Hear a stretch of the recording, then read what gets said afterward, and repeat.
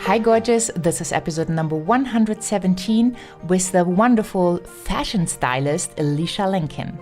Hi, this is Elysha Lenkin. You are listening to HeartSells Podcast with Christine Schlonski. Enjoy. I'm so looking forward to this wonderful conversation with Elysha today because she helps women to express themselves through fashion. Because when you look current, feel confident, and stay true to yourself, you will sell more. But therefore, you need a wardrobe that inspires you.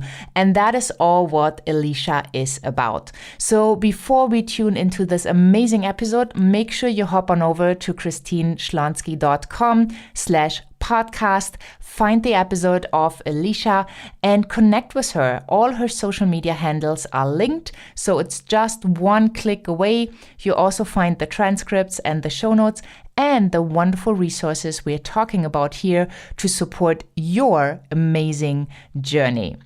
Today, I want to give a big shout out to our listeners from New York, as well as to our listeners from Paris, France.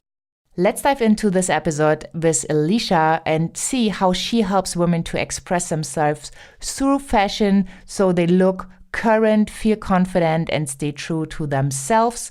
As a commercial stylist for more than 20 years, Elysha has styled women of all shapes and sizes, including Tina Fey, Carrie Underwood, and Serena Williams. Her weekly blog and video show provides inspired style tips and insider tricks that make fashion fun and approachable. When she's not working, she's hanging out with her husband and her 2 kids on the Lower East Side of Manhattan. So if you like this episode, make sure you share it with your friends and subscribe because the next episode is coming out soon. And let's dive into Elysha Lenkin's wisdom. Well, I'm so excited to have you on HeartSells Podcast today, Elysha. Welcome. Oh, thank you, Christine. I am so excited to be here with you. Yes, and you are all about fashion and clothes, and we connected a while ago, and I just loved what you are about. And I thought, well, how can we connect that to sales? And then we had an amazing conversation where you told me a little bit about your story and how it is to be a creative and, following your dreams and making your dreams come true. And at the same time, also selling. So can you give us a little bit of a background first? Because you are serving amazing clients. What brought you into your business? Well, I started out as a fashion stylist back in the 90s. So this was when a fashion stylist was a real behind the scenes position. There was no Instagram, no hashtag BTS. When I would meet people and they would ask me what I did, I'd say I'm a stylist, and I had to explain to everybody what it was that I did because no one understood. So I was working on commercial shoots. I was styling for magazines, working with celebrities, working on commercials. And that was where the bulk of my career was on commercial shoots.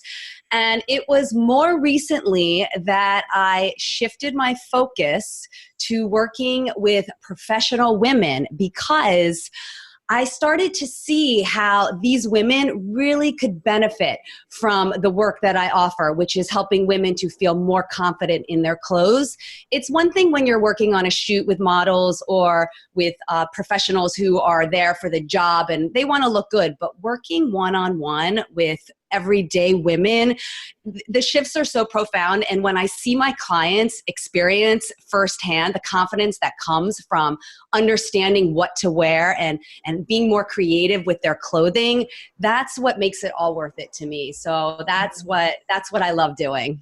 Yeah, that's so amazing. And, clothes really can make a difference. I think, I've been on occasions where I felt underdressed or overdressed, which then leads to not feeling comfortable in your skin.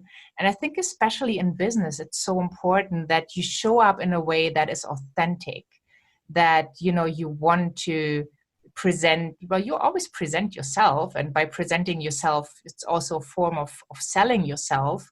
how can people connect to you? And that can be done through clothing, right? Absolutely. And, I love what you said about how sometimes you feel overdressed, sometimes you feel underdressed. Yeah, this happens. And obviously, what you consider to be overdressed and underdressed is going to be different from what I feel overdressed and underdressed in. So the key is to figure out what is perfect for you, because ultimately at the end of the day, we want to feel like we belong, and we want to feel that what we're wearing represents and presents ourselves in the best possible way. So when you can figure out what to wear that is going to enable you to show up as your most authentic self, so you feel true to who you are, but also your most inspired and confident self, this is when you're going to make the most sales. Yeah. Oh yeah, that's a perfect topic. Let's go right in. So it's interesting because the confidence piece and the clothing piece goes very well together.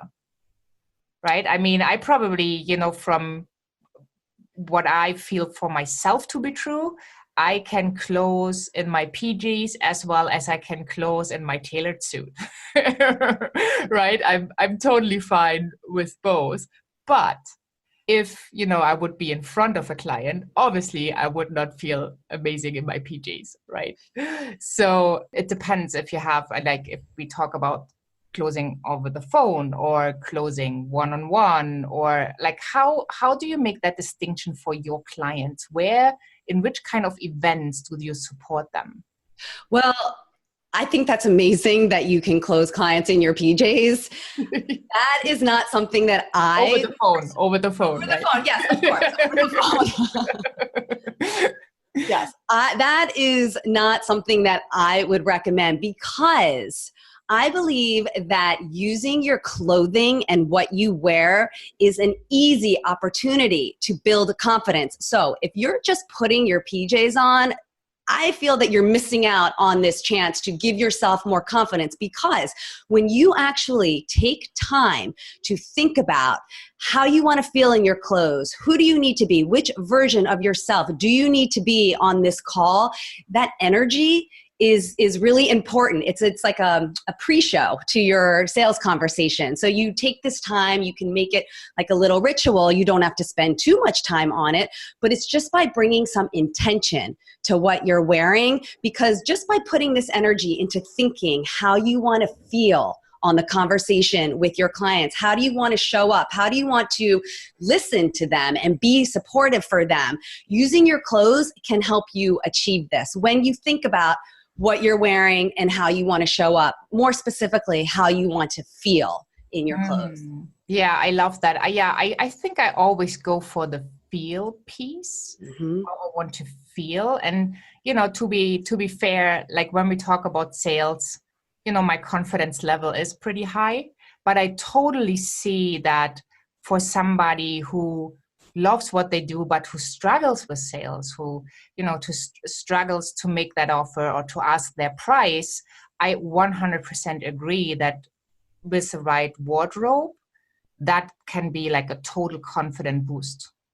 Exactly. So why not take that opportunity? You may not need that opportunity anymore, but for those who are still struggling through their sales calls, why not utilize this opportunity to use your clothes, be intentional. And it's really just about shifting your energy. So you're taking that time to shift your energy, to think about, how do I want to feel on this call with my client? And so it is a little bit like a ritual if you want to have it be like that. Even if you're putting on your lipstick, you can look at yourself and think about, who do I need to be on this call? It's just about being intentional with how you want to feel so that you can show up in the best possible way for your clients.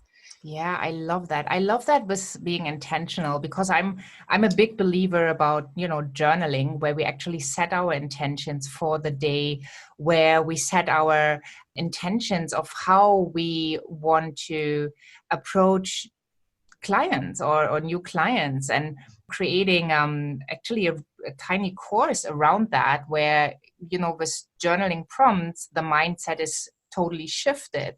So let's talk about the intention. Most of the time when we teach something, we have experienced it, we had the learning. So where did you come from as a creative in, when you started to actually be visible and you started your own business and, go out to the world to win clients and to serve them and provide your services? Yes, I love this question. I have always been confident with my clothes, putting together outfits, expressing myself creatively. That has always been a strength of mine, and that's why I went into this business. Doing sales, making sales, however, has been an intense struggle for me because I am a creative person and I didn't like the idea of selling someone. It felt too harsh. It felt like I needed to convince them. I didn't really understand what sales were at all. And it was a huge block for me. So while I had all this confidence in my clothing and what I was wearing, I was lacking confidence around sales. And I didn't even realize that I had this block. It went on for a while where I kept coming up against this block. Sales are sleazy. You're bad if you're making sales. This is the voice that was going on my head. So it kept me from even making offers, to be totally honest. So it was once I finally became aware, and that was when I started meeting other entrepreneurs, because originally I was a freelance stylist, totally different world. I didn't have to sell. I even had an agent doing my selling for me. It was all word of mouth. It was people I knew, totally different business. It wasn't until I shifted into more of an entrepreneurial experience with my business that I realized this whole selling thing, that I needed to learn more about it and I needed to overcome my block, really. Yeah.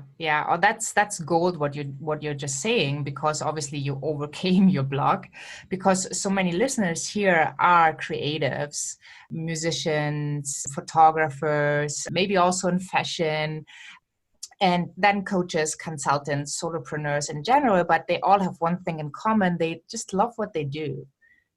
And putting that into the world is so much easier once you understood that sales piece, because first of all, you get rewarded for your work. Money comes in, and then you do have a business instead of a hobby, which I think is so important.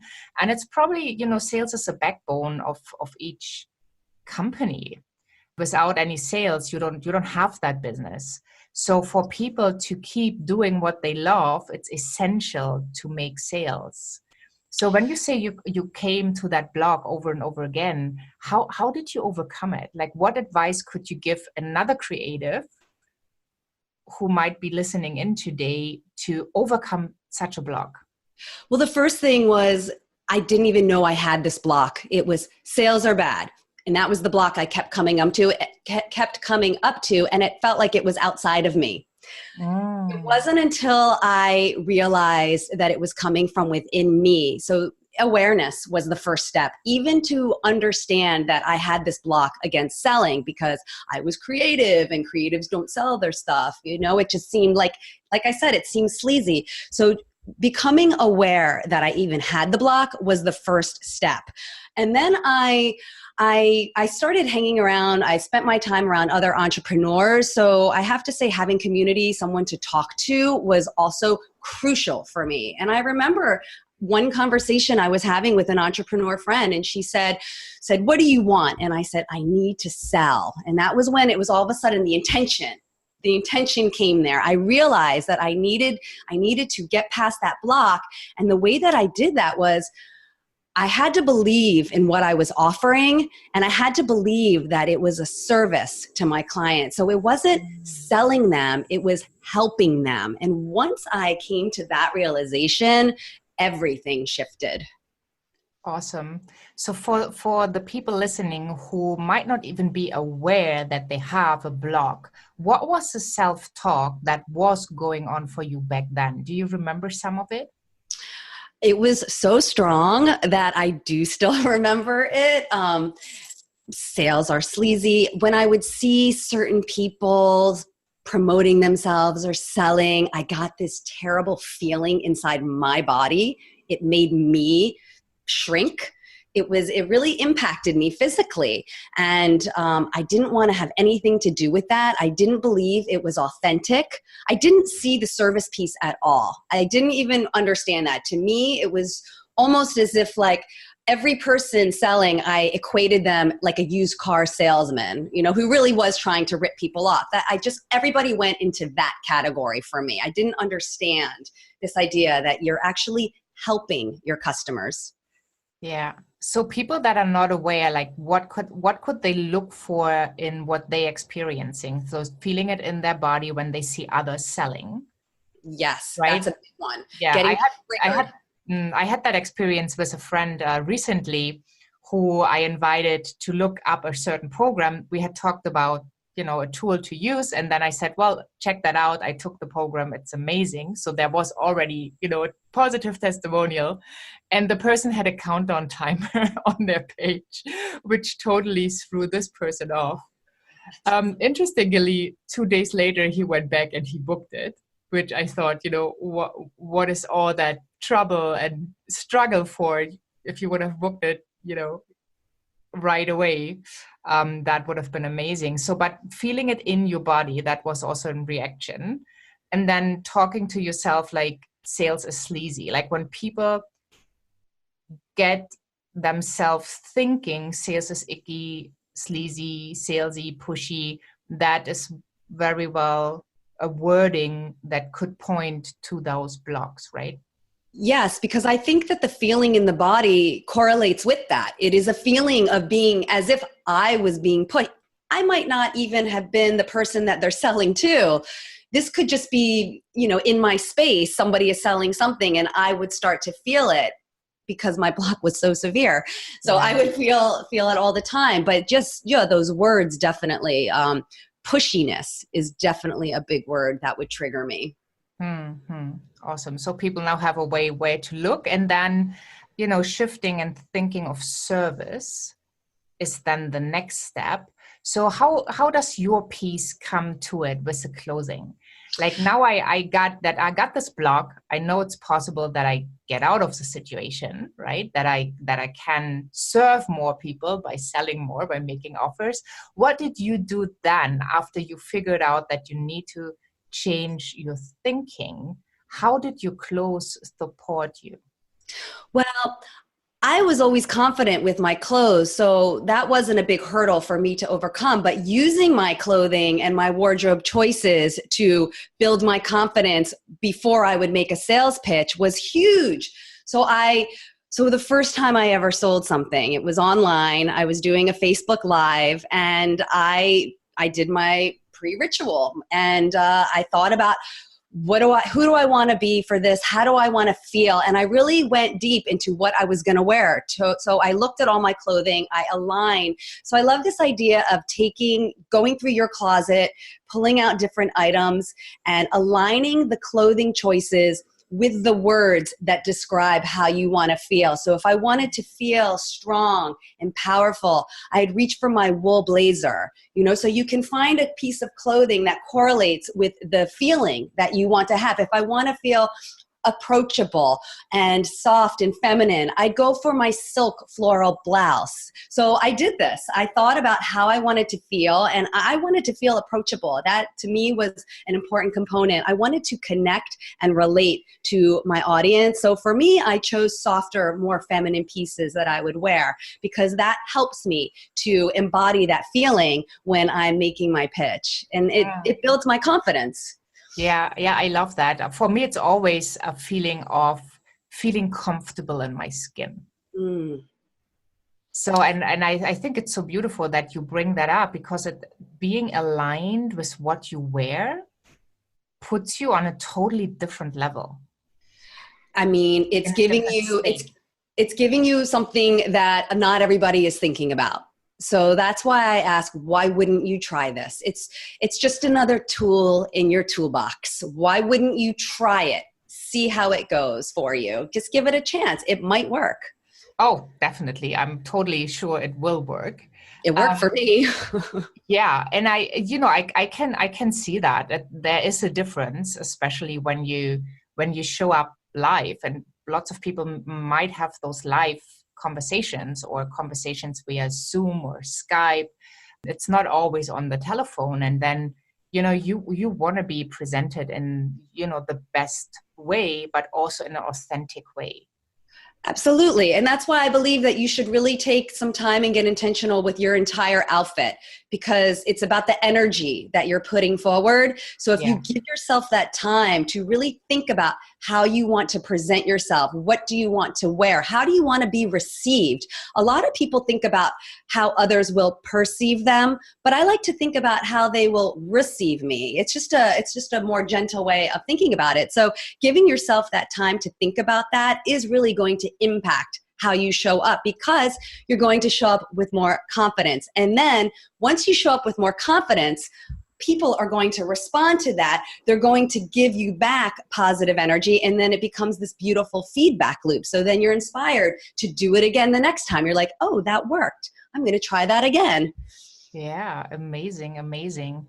So I know that you have, like a checklist, and I'm going to put the link in the show notes for 7 steps to an incredible outfit. So can you just share maybe one step right now? Like, what's your favorite step that you can take to get that incredible outfit? So I think aligning, like feeling, like really opening your closet and maybe just standing there looking at all your options and feeling what speaks to you, that would be something that comes to my mind. What would you say? Well, intention is definitely one of the steps. It's incredibly important. And this checklist is really helpful for anybody who is feeling stuck. They look at their closet, they look at their wardrobe, and they feel like they have no options. They don't like what they see. They don't like what they imagine, how they'll look in their clothes. So they're not happy with that. So they're feeling stuck. This checklist is going to help you cut through and break through this style rut. And it's going to give you ideas. It's going to give you inspiration. But most importantly, it's going to get your creativity going. So just by taking the time and going through this checklist, you're going to shift your energy away from the style rut into creativity. And you're even going to have fun, because some of the steps there are pretty unexpected. So it's just a new way to look at your wardrobe and to create your outfit. Yeah, wonderful. So let's look deeper into some questions, especially around, people cannot see us, but I see you right now, and you look beautiful, and your clothes are wonderful. And, I keep thinking like, wow, that's so well put together. And I can totally see that confidence and how it radiates. Has it always been this way, or like, maybe growing up or at some point in your life, you struggled even with that piece also regarding your own wardrobe? Well, I'm going to tell you something that not that many people know, but I grew up incredibly confident about my style, what I wore, and my creative expression. Style has always been about creative expression for me. It was less about designer clothes and the actual clothes themselves. It was more about how can I put this together to express myself. So I grew up very confident. It wasn't until I started working in the fashion industry that my confidence got killed. I started working in the fashion industry, and even right from the beginning as an assistant to being an editorial stylist, meaning I was working on magazines, dealing with showrooms, going to fashion shows, my confidence got killed. So there was that time period where I struggled with how I was showing up on shoots. So it wasn't like the way you would imagine. I'm sure you can imagine how the fashion industry would kill a woman's confidence, just because it places these unrealistic expectations, this strive for perfection. So my experience was a little different because I was in the industry itself. So I experienced it from a different perspective. It was the way I was treated because I wasn't high fashion. I wasn't working at Vogue. So there's a real hierarchy there that you feel when you're in it. And I never felt like I belonged. So that's part of the reason I'm so inspired to help everyday professional women, is because I went through that myself working in the industry. Yeah, and I can totally see that when you have that natural confidence and then all of a sudden you are put into a cluster or a drawer, or, you get like a rating and you can't do anything about it. Yeah, it was pretty intense, and I wasn't like the other people in the industry, and I always felt like that. So it's interesting because when I was younger, I prided myself on looking a little bit different, but then all of a sudden I had people looking down at me and questioning the things I was doing for my work as a stylist. So that really made me question myself. And it took a while before I finally was able to put that behind me. I mean, part of it is I shifted who I was working with. So that was a big part of it. I started surrounding myself around different people. But to be honest, the way that I got out of it was I started a yoga practice, and just having my own mind-body awareness, that made me feel the confidence that I needed. Then I was able to bring that back with me onto photo shoots. I love that. So you shifted into body work, so to speak, and connecting the spirit and the body. Yeah, I love that. I did a while when I was still in corporate. I had like a yoga class on Monday to get into the week and on Friday to get out of the week. So luckily, I don't need any of that right now, but I do see what yoga brings you and how it connects your spirit, your body, and how it makes you feel more confident. Exactly. And this is the thing is, yoga was a beautiful practice to do, but I believe it could have been any hobby or anything that I chose to do that gave me the confidence that I needed to show up again on the photo shoots with my confidence. So the yoga was amazing because it brought me more self-aware.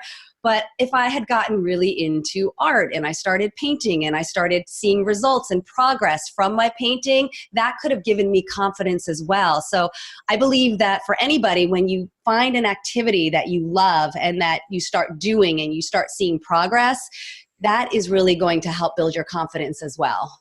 Yeah, awesome. Well, thank you so, so much. What a wonderful first episode. And I'm so excited that we do get to talk again. Great. Thank you so much. Awesome. Thank you so much for being here, and I talk to you soon. Thank you. Well, what a fun episode with Elysha. I really enjoyed it. And, it gives me some ideas to go through my wardrobe and to really have a look what needs to go and what can stay. And how to have more fun in the fashion department, so to speak.